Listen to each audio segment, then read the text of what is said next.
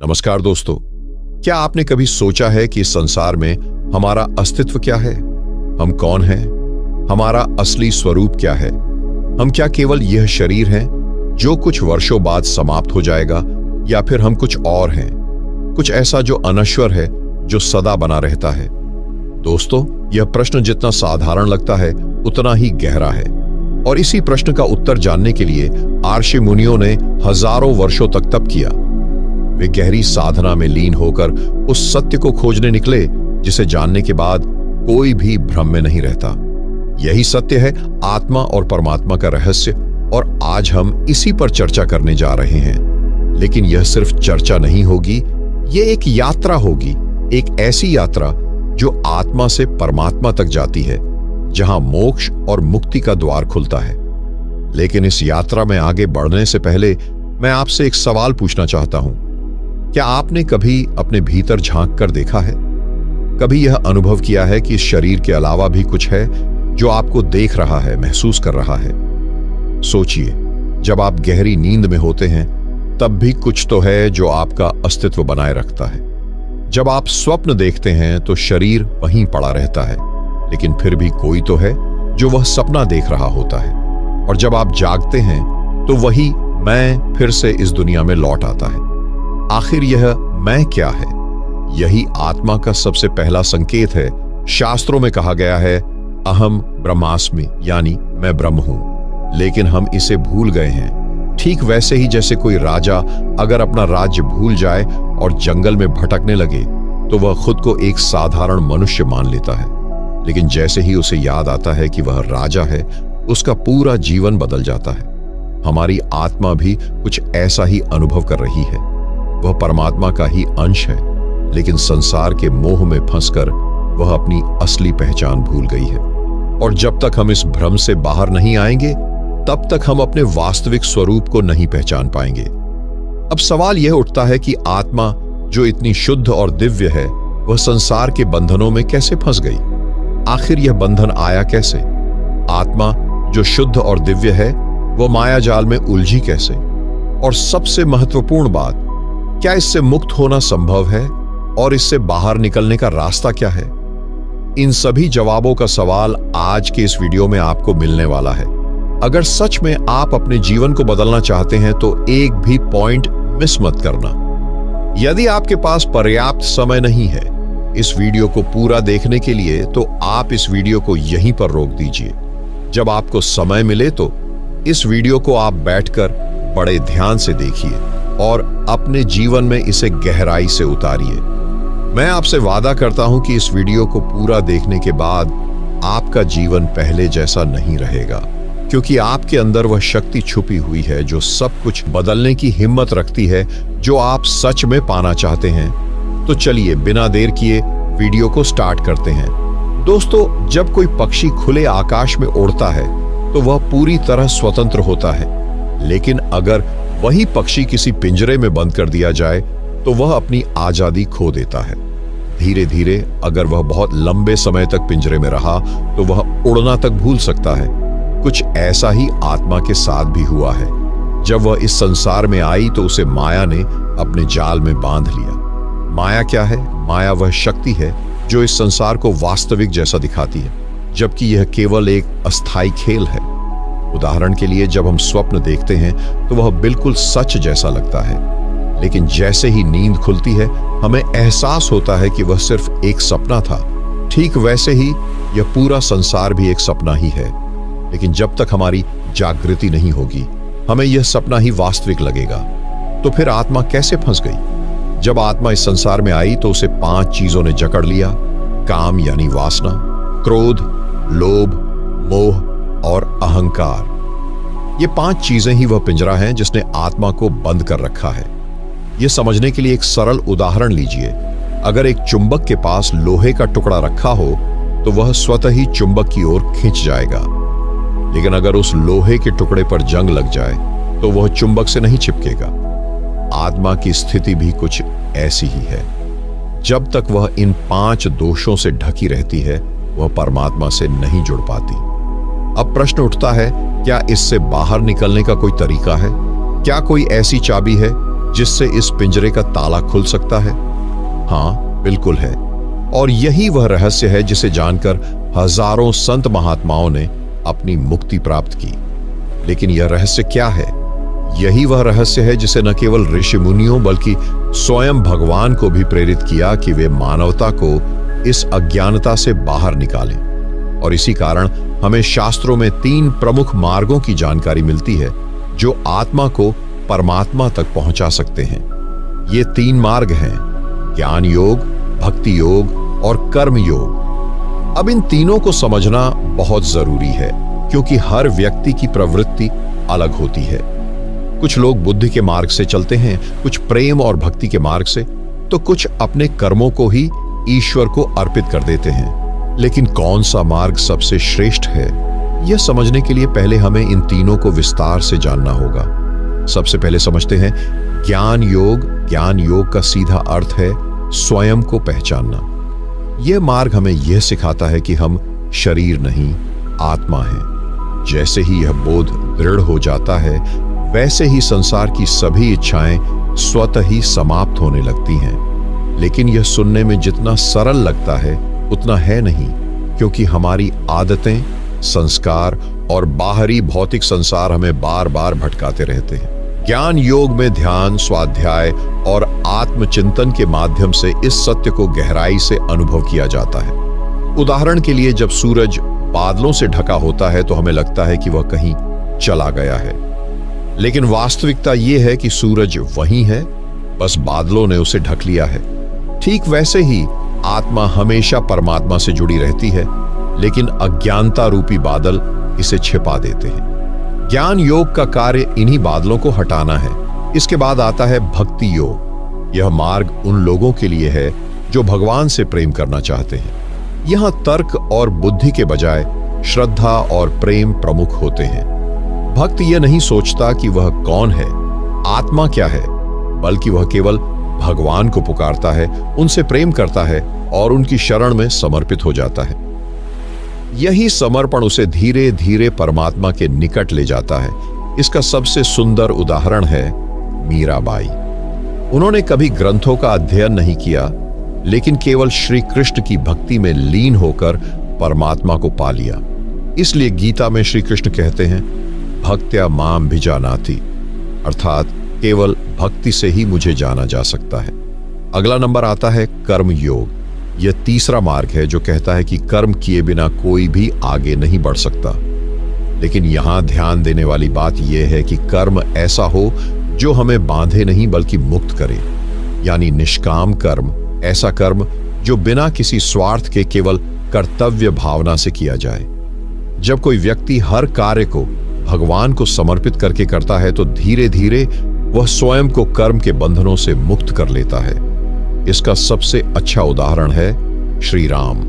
उन्होंने जीवन भर धर्म के अनुसार कर्म किए, लेकिन कभी व्यक्तिगत स्वार्थ के लिए कुछ नहीं किया। इसी कारण वे मर्यादा पुरुषोत्तम कहलाए।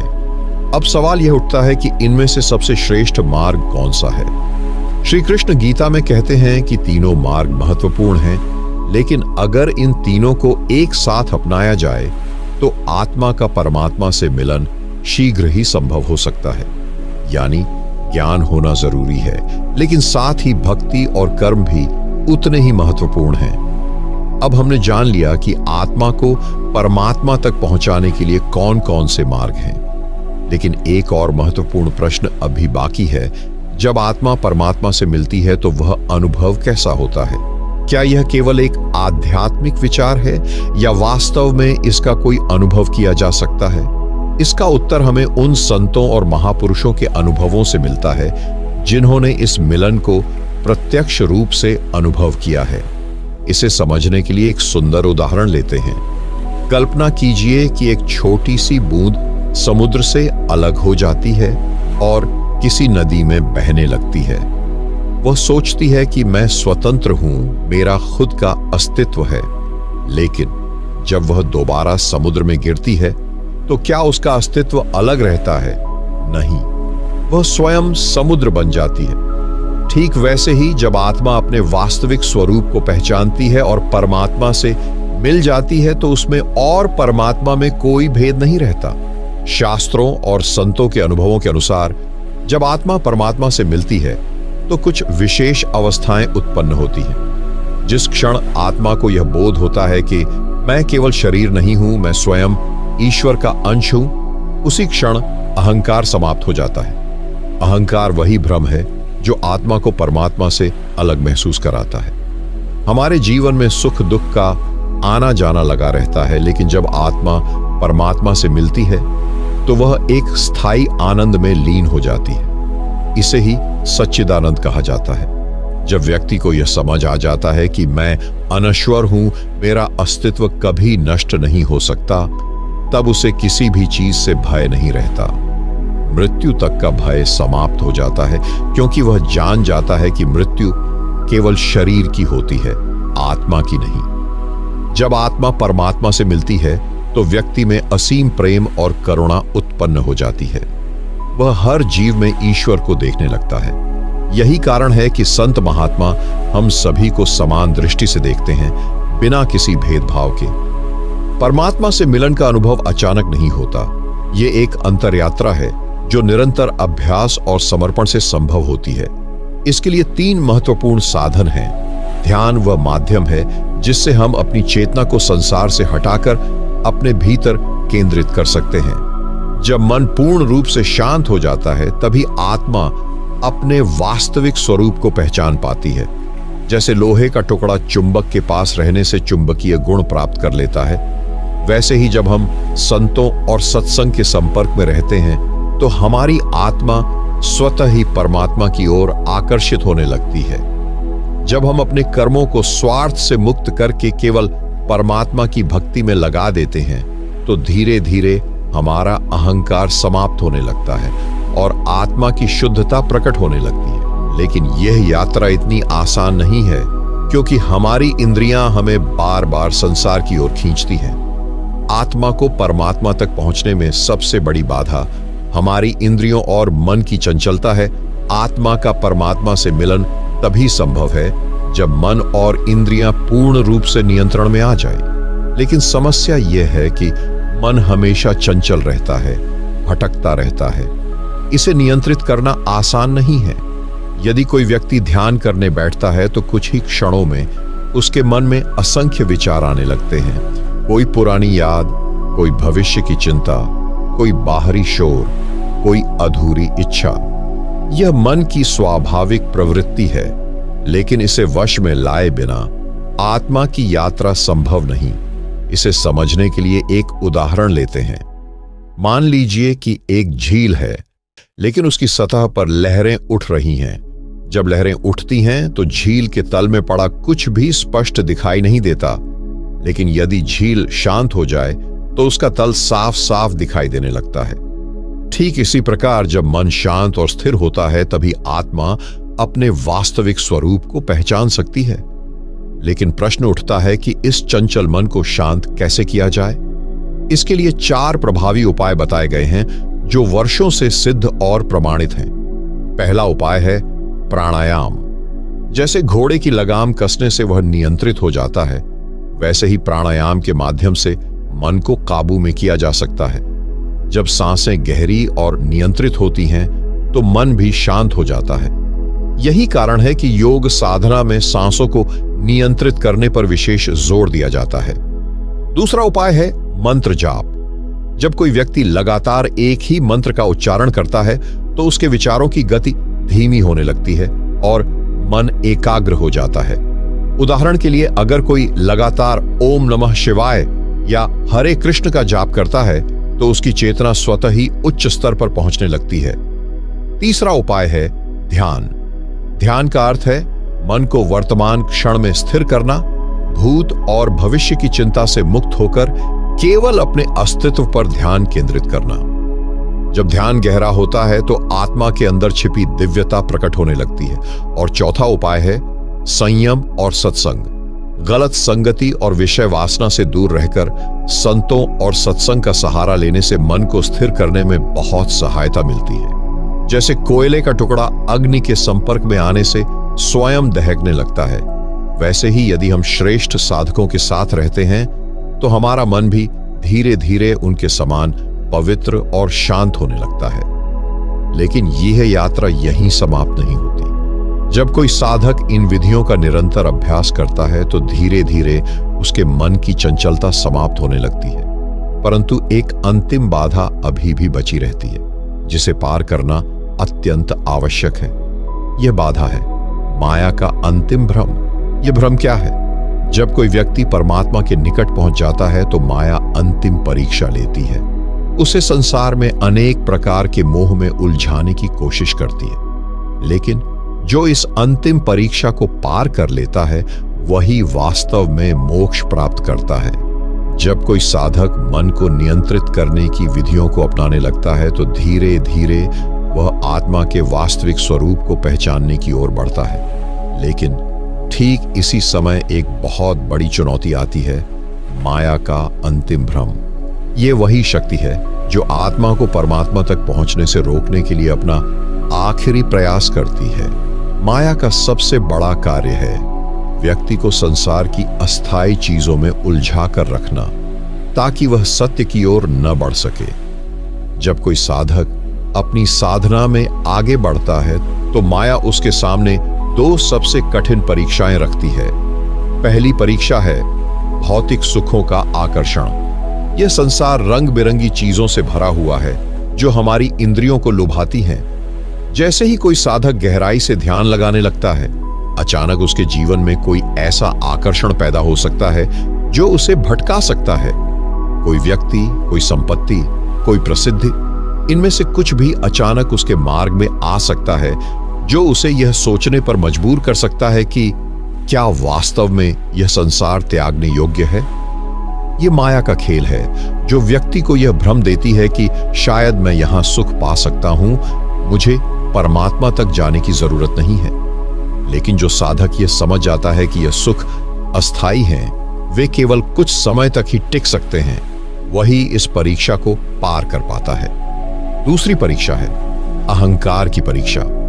जब कोई व्यक्ति साधना में आगे बढ़ता है तो उसके अंदर दिव्य अनुभव होने लगते हैं। कभी कभी उसे ऐसा महसूस हो सकता है कि मैं विशेष हूं, मैं दूसरों से ऊपर हूं, मुझे यह अद्भुत ज्ञान मिल चुका है। लेकिन जैसे ही यह अहंकार आता है वैसे ही उसकी यात्रा वहीं रुक जाती है। यह सबसे कठिन परीक्षा है क्योंकि अहंकार बहुत सूक्ष्म होता है। कोई व्यक्ति इसे पहचान भी नहीं पाता कि कब वह एक साधक से फिर से एक सामान्य सांसारिक व्यक्ति बन गया। अब प्रश्न उठता है कि इन अंतिम परीक्षाओं को पार करने का मार्ग क्या है? इसका एक ही उत्तर है, पूर्ण समर्पण। जब कोई साधक यह स्वीकार कर लेता है कि मैं कुछ नहीं हूं, सब कुछ केवल परमात्मा की कृपा से हो रहा है, तभी अहंकार समाप्त हो जाता है। और जब उसे यह बोध हो जाता है कि संसार का कोई भी सुख स्थायी नहीं है, तभी वह माया के जाल से मुक्त हो जाता है। यह अंतिम अवस्था होती है जहां आत्मा परमात्मा से एकाकार होने के लिए पूरी तरह तैयार हो जाती है। लेकिन इस मिलन की अंतिम अनुभूति कैसी होती है? क्या यह केवल एक मानसिक अवस्था है या वास्तव में कुछ अद्भुत घटित होता है?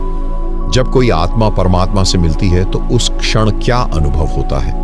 तो आइए इसे और गहराई से समझते हैं और वीडियो को स्किप मत करना, क्योंकि अधूरी जानकारी हमेशा खतरनाक होती है।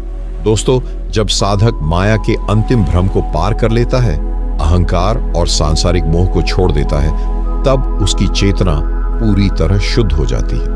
अब आत्मा अपनी अंतिम यात्रा की ओर अग्रसर होती है, जहां उसे परमात्मा से एकाकार होने का वास्तविक अनुभव होता है। लेकिन यह अनुभव कैसा होता है? क्या इसे केवल शब्दों में समझाया जा सकता है या इसे केवल अनुभव करके ही जाना जा सकता है? संतों और महापुरुषों ने इसे विभिन्न रूपों में वर्णित किया है, लेकिन सभी का सार यही है कि यह अनुभव अनंत शांति और आनंद से भरा होता है। इसे समझने के लिए एक उदाहरण लेते हैं। मान लीजिए कोई व्यक्ति अंधकार में बहुत वर्षों तक भटकता रहा हो और अचानक उसे प्रकाश मिल जाए। उस क्षण जो राहत, जो उत्साह, जो आनंद उसे मिलेगा वह अवर्णनीय होगा। आत्मा का परमात्मा से मिलन भी ठीक ऐसा ही होता है। जब यह मिलन होता है तो साधक को 4 प्रमुख अनुभूतियां होती हैं। पहली अनुभूति होती है पूर्ण शांति की। अब कोई भय, कोई चिंता, कोई तनाव शेष नहीं रहता। साधक को ऐसा प्रतीत होता है जैसे वह अनंत ब्रह्मांड में विलीन हो गया हो, लेकिन फिर भी पूरी तरह जागरूक है। दूसरी अनुभूति होती है असीम प्रेम की। यह प्रेम किसी एक व्यक्ति, वस्तु या स्थान तक सीमित नहीं होता, बल्कि पूरे अस्तित्व के प्रति होता है। साधक को हर जगह केवल दिव्यता ही दिखाई देने लगती है। तीसरी अनुभूति होती है अखंड ज्ञान की।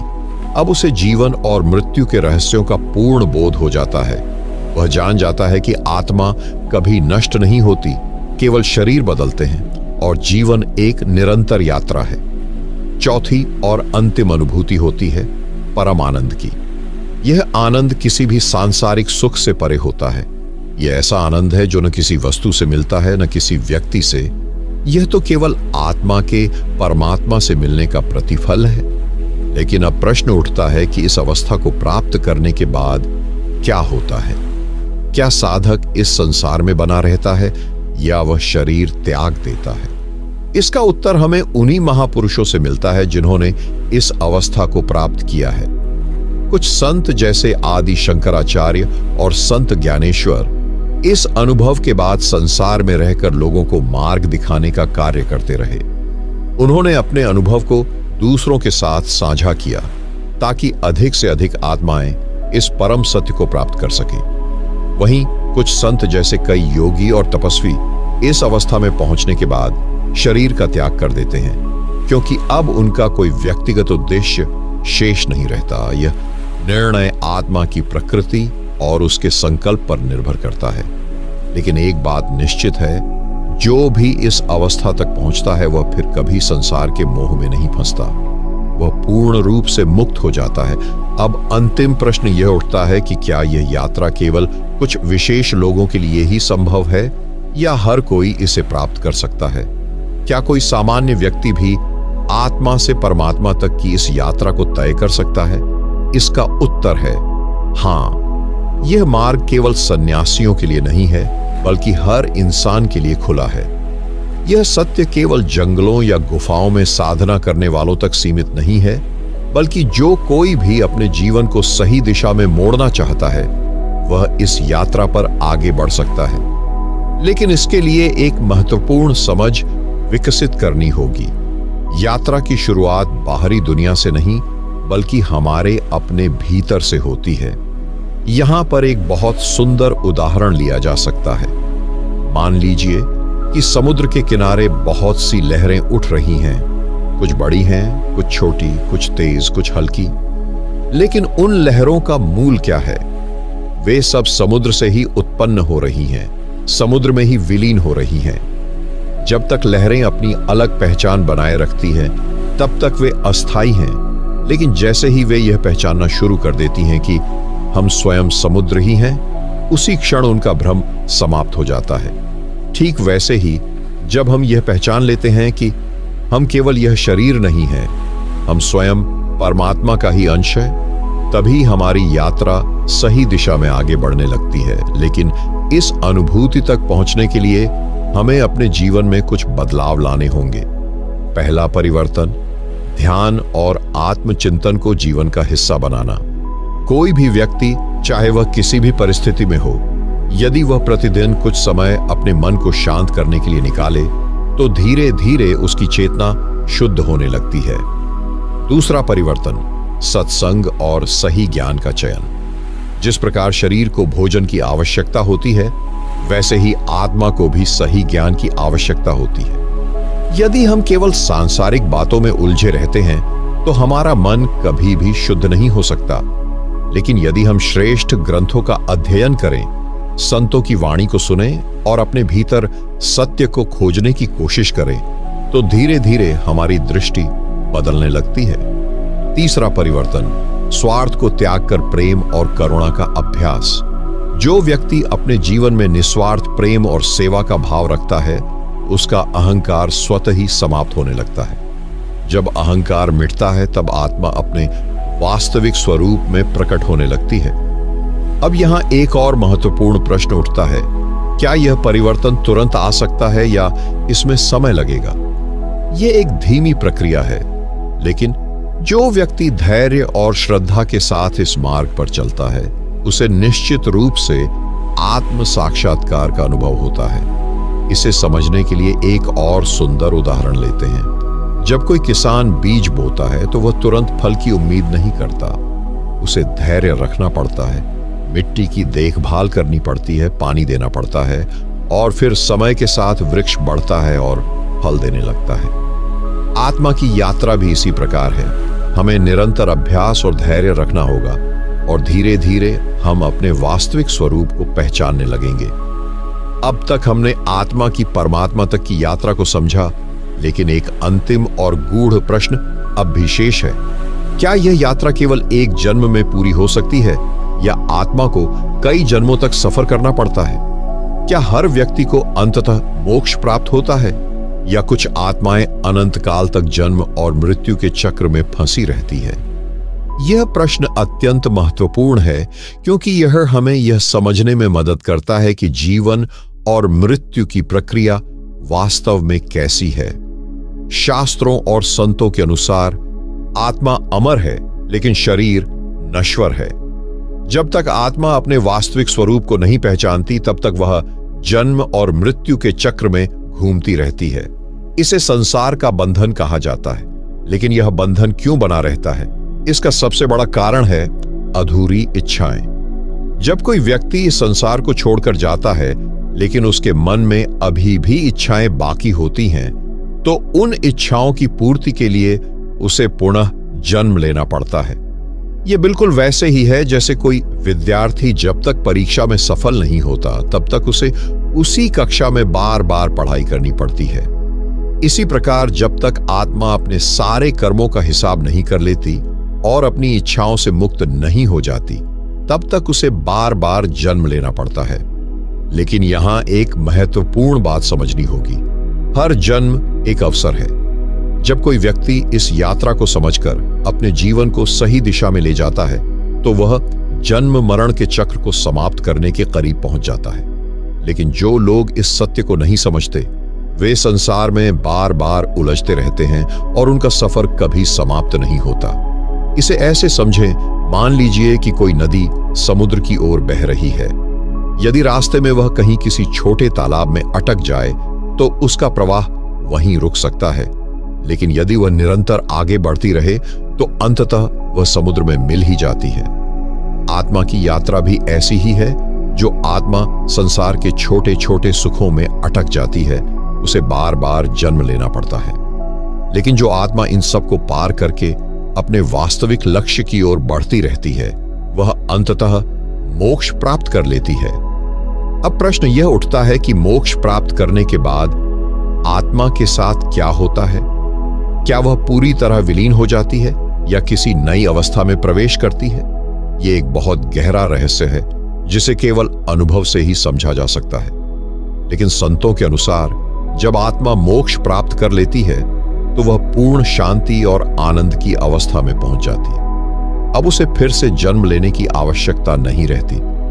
यह वही अवस्था होती है जिसे परम आनंद, ब्रह्म साक्षात्कार या निर्वाण कहा जाता है। अब तक हमने आत्मा की पूरी यात्रा को समझा, कैसे वह अज्ञान से ज्ञान की ओर बढ़ती है, कैसे वह माया के भ्रम को पार करके परम सत्य तक पहुंचती है और कैसे वह अंततः मोक्ष को प्राप्त करती है। लेकिन अब एक अंतिम प्रश्न बचा है, क्या इस ज्ञान को केवल पढ़कर या सुनकर प्राप्त किया जा सकता है या इसे अनुभव करने के लिए कुछ विशेष साधना करनी होगी? क्या केवल ज्ञान पर्याप्त है या इसके लिए कोई व्यावहारिक कदम उठाने होंगे? जब तक आत्मा स्वयं को शरीर और मन से अलग मानती है, तब तक उसकी यात्रा चलती रहती है। लेकिन जैसे ही वह यह समझ लेती है कि वह स्वयं ही अजर अमर चेतना है जो सदा से अस्तित्व में थी और सदा रहेगी, उसी क्षण उसकी खोज समाप्त हो जाती है। मोक्ष कोई दूरस्थ अवस्था नहीं, बल्कि एक जागरूकता है जिसे इसी जीवन में पाया जा सकता है। इस यात्रा का सबसे महत्वपूर्ण संदेश यही है, यह केवल ज्ञान की बात नहीं है, बल्कि इसे अनुभव करना ही वास्तविक उपलब्धि है। कोई भी व्यक्ति जो अपने भीतर ईमानदारी से झांकता है, ध्यान और आत्मचिंतन को अपनाता है, वह धीरे धीरे इस सत्य के करीब पहुंचता है। यह कोई चमत्कारिक घटना नहीं बल्कि निरंतर अभ्यास का परिणाम है।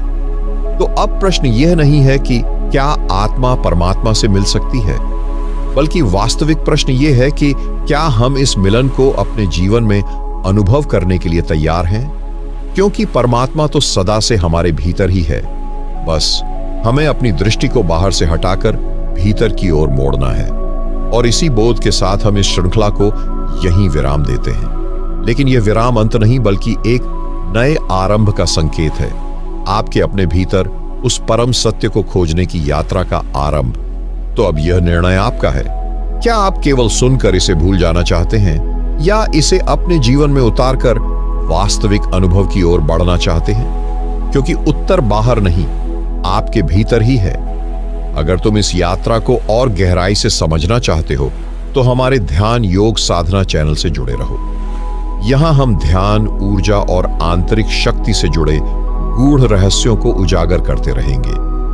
अगर यह अनुभव तुम्हें पसंद आया तो इसे अपने दोस्तों और प्रियजनों के साथ साझा करो ताकि वे भी इस अद्भुत ध्यान का लाभ उठा सकें।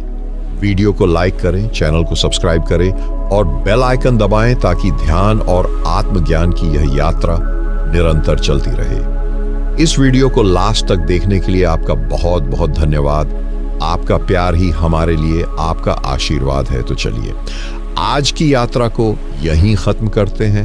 तब तक आप खुश रहे। धन्यवाद। जय गुरुदेव।